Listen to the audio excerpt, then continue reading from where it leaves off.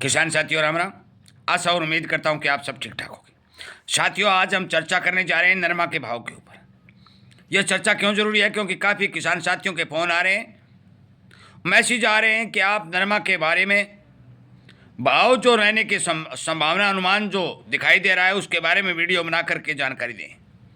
साथियों, मैं आपको बता देना चाहता हूँ कि नरमा के बारे में मैंने बहुत पहले आपको एक सूचना दी थी कि नरमा के अंदर मुझे सीजनली किसी भी प्रकार की तेजी दिखाई नहीं दे रही है।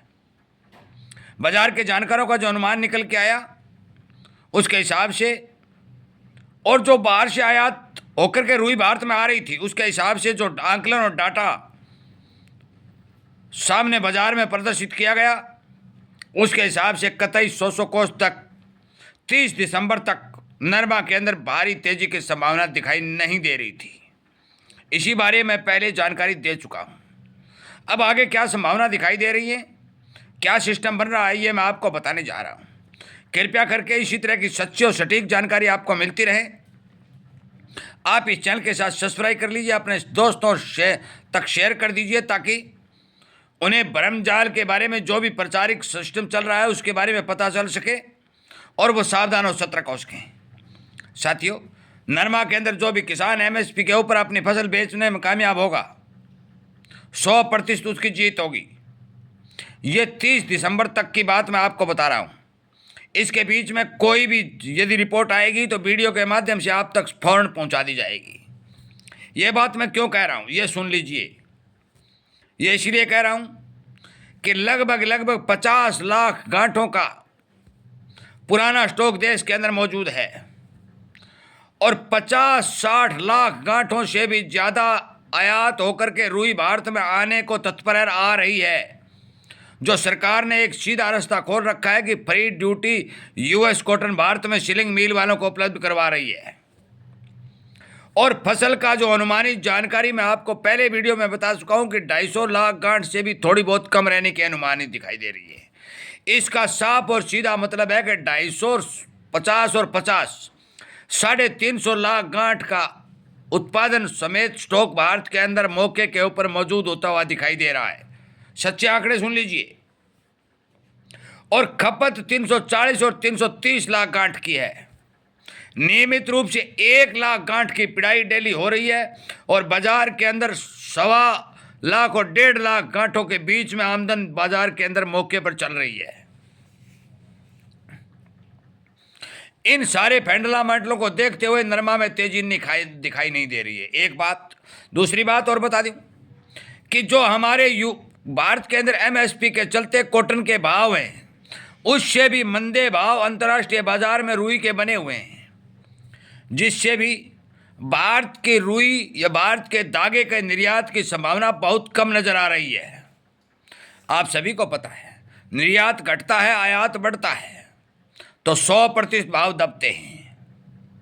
अब की बार फसल भारी भरकम कमजोर थी, और उस कमजोर का फायदा किसानों को मिलता।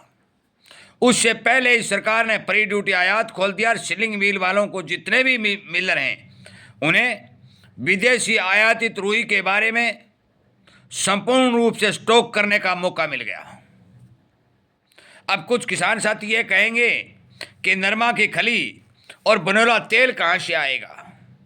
इसका भी उत्तर मैं आपको संपूर्ण रूप से देने जा रहा हूँ, क्योंकि पहले वाला वीडियो मैंने बनाया था, उस टाइम किसानों के कमेंट आए थे कि रुई तो बाहर से आयात होकर के आ जाएगी, परंतु बनोला तेल और कॉटन खली का क्या होगा। साथियों, मैं बता देता हूँ कि बनोला तेल के भाव 58, 54 और रुपया के हिसाब से अंतर्राष्ट्रीय बाजारों के हिसाब से जितने भी बढ़ेंगे घटेंगे, उसके हिसाब से बनोला तेल के भाव चलेंगे। क्योंकि बनोला तेल का आयात का बहुत बड़ा सोर्स भारत के अंदर मौजूद है। आपको पता ही है कि सोयाबीन हो, चाहे कनेला हो, चाहे सूरजमुखी हो, चाहे बनोला तेल हो, लगातार बड़े से बड़े स्टॉकिस्ट, बड़े से बड़े एक्सपोर्टर भारत के अंदर विदेशी माल ले आ रहे हैं, जिसके चलते बनोला तेल के अंदर भारी भरकम तेजी नहीं देखी जाएगी। बनोला तेल के ऊपर कभी नरमा के भाव नहीं चलते हैं, नरमा के भाव चलते हैं रुई के ऊपर। यदि बनोला तेल के अंदर तेजी बनती है तो 100-200 रुपए का भाव को सहारा मिलता है। अगली बात बिनोला खली की करने जा रहे हैं साथियों। सीजनली मौके के ऊपर देश के अंदर बिनोला खली का स्टॉक मौजूद है। अभी जिस हिसाब से डिमांड भारत के अंदर चल रही है, जो खबर निकल के आ रही है, वो मौजूदा स्थिति को देखते हुए ये संभावना दिखाई दे रही है कि मौके पर 30 दिसंबर तक नरमा की खली में कोई तेजी नहीं देखी जाएगी। 10, 20, 50 रुपए की मंदी के आसार जरूर है, परंतु तेजी के आसार नहीं है। ये अनुमानित जानकारी है साथियों। बेचना रखना आपका काम है। एक एक बात समझा रहा हूं, जहां से जो खबर आ रही है वो ही आपको वीडियो के माध्यम से पहुंचा रहा हूं। और इसीलिए कहता हूं कि भ्रमित तड़ंगा बड़ंगा जो चल रहा है, इससे बच करके किसान की बात सुनने का काम करें। आपका सारा का सारा सिस्टम, जो खेती में बीमारी, एक किसान मेरे पास अभी आया, उसको खेत के अंदर 2000 रुपए लीटर की एक दवाई एक एजेंट देकर चला गया।